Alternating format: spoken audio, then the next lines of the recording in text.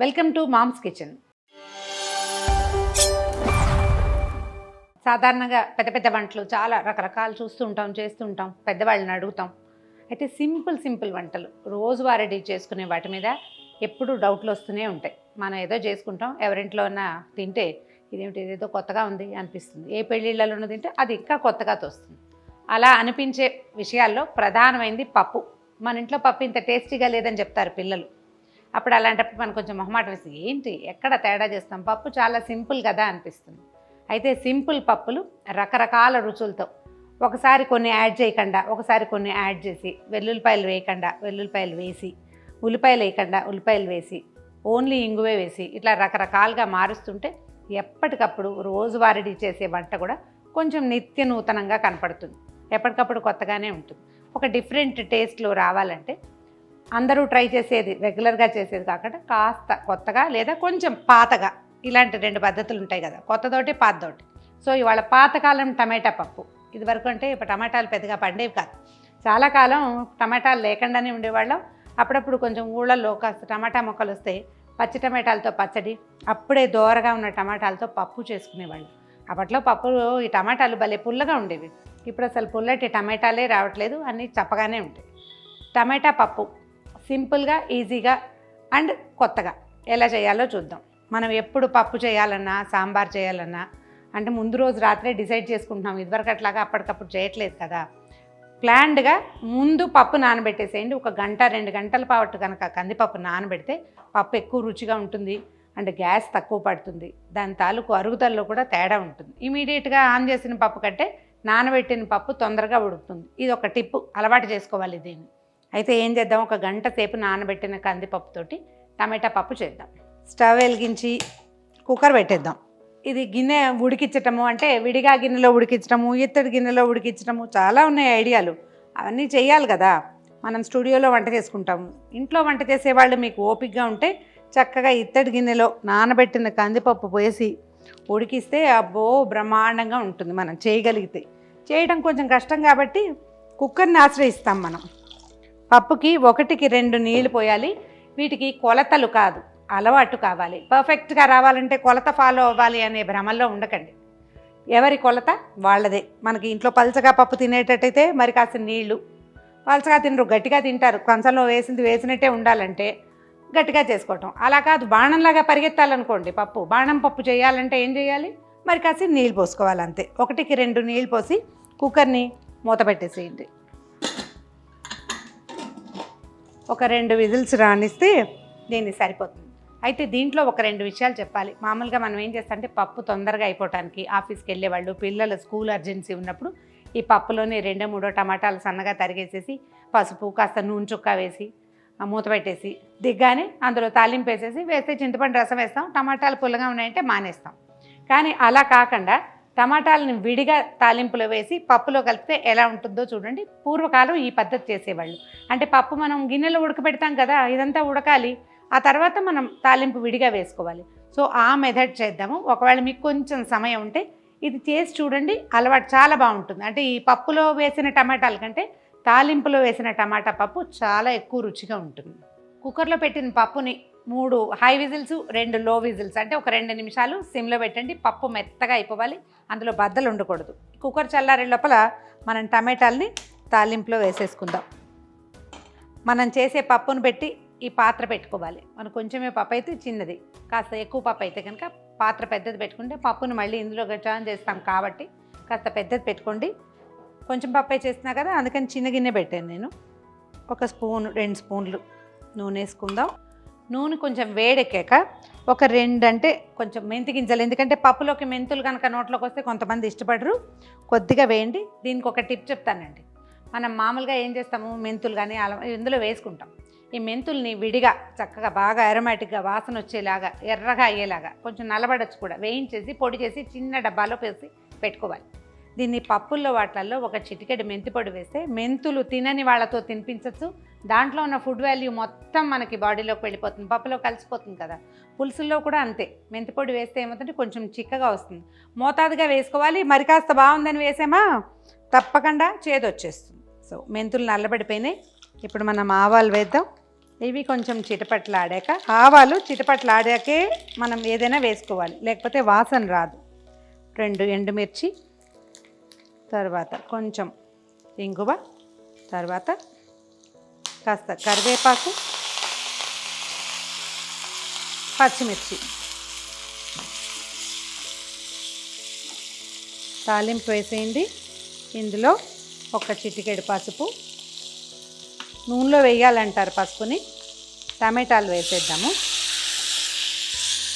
నేను వెల్లుల్లిపాయలు వేయట్లేదండి. మనం అన్నిట్లలో వెల్లుల్లిపాయలు ఉల్లిపాయలు వేయక్కర్లేదు. ఏ వస్తువుకి దాని రుచి ఉంచాలి అంటే కనుక వెల్లుల్లి వాడకూడదు. వేసామా వెల్లుల్లిపాయ వాసనే వచ్చేస్తుంది. మనం ఆకుకూర పప్పులు అలాంటివి ఏమైనా చేసుకున్నప్పుడు పెసరపప్పుతో చేసుకునేటప్పుడు వేసుకోవచ్చు. బట్ కందిపప్పుతో చేసేటప్పుడు మాత్రం వెల్లుల్లి వాడకపోవటమే శ్రేయస్కరం. అప్పుడు మనకేంటంటే కందిపప్పు తాలూకు రుచి, అందులో వేసిన పదార్థం తాలూకు రుచి ఖచ్చితంగా వస్తుంది. లేదా వెల్లుల్లిపాయ వేస్తే వెల్లుల్లిపాయదే వాసన, దాందే రుచి డామినేట్ చేస్తుంది. అలాంటి డామినేషన్కి అవకాశం ఇవ్వకండి. మనం మొగుళ్ళకి అవకాశం ఇవ్వని చూడండి, అలాగనమాట. ఎక్కువ ఇవ్వకూడదు. ఉప్పు వేసేద్దాము. తర్వాత కొంచెం కారం కూడా వేసి ఒక 5 నిమిషాలు దీన్ని కదిపేసి కాసిన నీళ్ళు పోసి మూత పెడదాము. టమాటా ముక్కలు మెత్తగా మగ్గిపోయాక మిగిలిన పని చేసుకుందాము. కాసిన నీళ్ళు పోద్దాము. మన కనుక బాగా పుల్లటివి జ్యూసీగా ఉండే టమాటాలు దొరికితే ఆ నీళ్ళు అక్కర్లేదు. కానీ ఇవాళ రేపు టమాటాలని నమ్మలేం మనం, కాబట్టి ఇంకా నీళ్ళు పోయాల్సిందే. నీళ్ళు పోసాం కదా, కాసేపు మూత పెట్టి ఉడకనిద్దాం. దాదాపుగా ముక్కలు మగ్గిపోయినాయి. కొంచెం పెద్ద పెద్ద ముక్కలు ఉన్నా కూడా బాగానే ఉంటుంది. అంటే గుజ్జు ఉంటుంది, ముక్కలు కూడా ఉంటాయి. ఒకవేళ పిల్లలు తినరు అలాంటి అనుమానం ఉంటే ఎనిపేసేయండి. లేకపోతే ఇలా కొంచెం జ్యూసీగా తర్వాత కొన్ని ముక్కలుగా ఉంచుకోవచ్చు. అలా కాదు మనకి బాగా మెత్తగా కావాలంటే ఇంకొక నిమిషం ఉంచవచ్చు. ఈ స్టేజ్కి వచ్చాక దీంట్లో ఏం చేద్దామంటే కొంచెం చింతపండు వేద్దాం. పల్చగా గుజ్జు చేసి పోసేసేయచ్చు. చింతపండు వేస్తే ఏమవుతుందంటే పప్పుకి కొంచెం మంచి రుచి వస్తుంది, పులుపు వస్తుంది. టమాటాలు పుల్లగా ఉండట్లేదు కాబట్టి. ఒకవేళ మీరు ఎవరైనా అంటే నా ఫేవరెట్ బంగారు తల్లులు అయ్యుండి మీ దొడ్లోనే చక్కగా పెరట్లోనే ఏదైనా టమాటాలు పండించి అవి బాగా పుల్లగా ఉంటే వేయక్కర్లేదు, చింతపండు అవసరం లేదు. కానీ ఇప్పుడు మనం బజార్ నుంచి తెచ్చుకునే వాటికి మాత్రం తప్పకుండా చింతపండు వేయాల్సిందే. దీన్ని పూర్తిగా మగ్గనిచ్చిన తర్వాత దీన్ని ఎత్తి పప్పులో కలిపేసేయటమే. కలిపిన తర్వాత కావాలి పైన ఇంకా తాలింపు అవసరం ఉండదు, డైరెక్ట్గా మనం ప్లేట్లోకి వేసేసేయచ్చు. కుక్కర్ మూత తీసి చూద్దాం మన పప్పు ఎలా ఉందో. బాగుంది, మెత్తగా అయింది.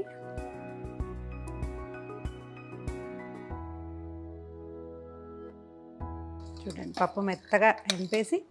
ఇది ఎలా అంటే జనరల్గా ఈ మిక్స్చర్ ఎంత ఉందో పప్పు అంతే ఉంటే కనుక చాలా బాగుంటుంది. దీనికంటే పప్పు చాలా ఎక్కువ ఉందనుకోండి అప్పుడు మరి పల్చగా అయిపోతుంది. ఎక్కువ రుచిగా అంటే టెక్స్చర్ పల్చని కాదు, రుచి పల్చబడుతుంది. ఇది ఎంత ఉందో పప్పు కూడా అంతే ఉండాలి, అప్పుడే చాలా బాగుంటుంది. పప్పు మెత్తగా ఎనిపేసేయండి. తెలంగాణ ప్రాంతాల్లో పప్పుల్లో కొంచెం శనగపప్పు కూడా వేస్తారు. అంటే శనగపప్పు వల్ల ఏమంటే పప్పుకి చిక్కదనం వస్తుంది, టెక్స్చర్ కూడా డిఫరెంట్గా వస్తుంది. ఇది ఆంధ్ర ప్రాంతంలో అయితే ఎక్కువగా ఒట్టి కందిపప్పుతోటే చేసుకోవటం ఉంటుంది మన అలవాట్లు. ఒకవేళ ఎప్పుడైనా డిఫరెంట్గా ప్రజెంట్ చేయదలుచుకుంటే కందిపప్పు నానబెట్టినప్పుడే ఒక అంత శనగపప్పును కూడా పప్పుతో పాటు నానబెట్టండి, చాలా రుచిగా కుదురుతుంది. ఇప్పుడు పప్పును వేసేద్దాం ఇందులోనే.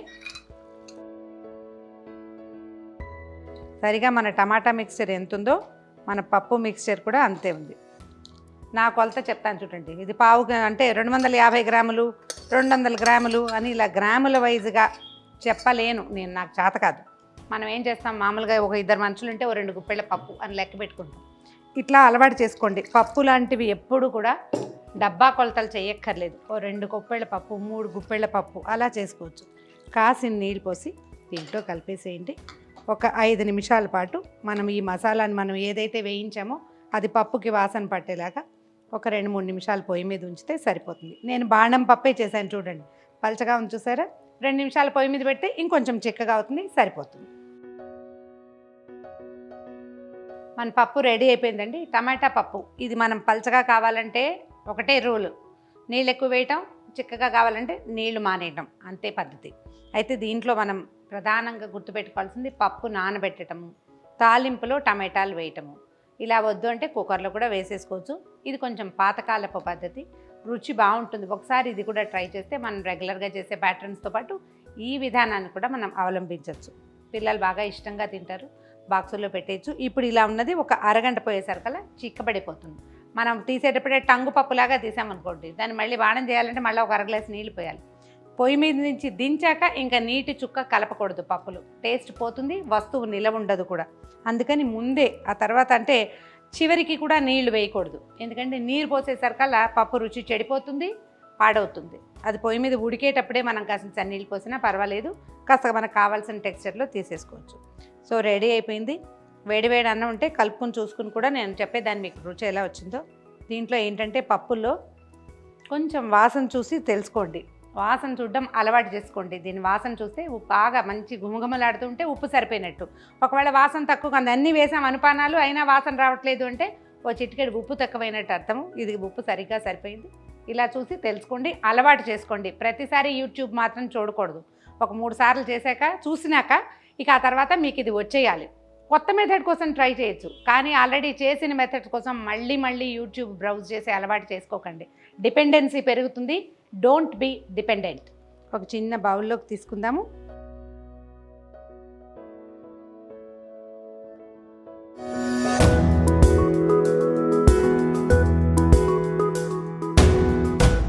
టమాటా పప్పు రెడీ. వెంటనే వేసుకుని తింటే పప్పుచారు వేసుకుని తిన్నట్టు ఉంటుంది. ఒక 2 గంట ఆగామంటే పప్పు వేసుకున్నట్టుగానే ఉంటుంది, చిక్కబడిపోతుంది. కాబట్టి ట్రై చేయండి. మరిన్ని పాత రుచుల కోసం సుమన్ టీవీ మామ్స్ కిచెన్కి సబ్స్క్రైబ్ చేసుకోండి.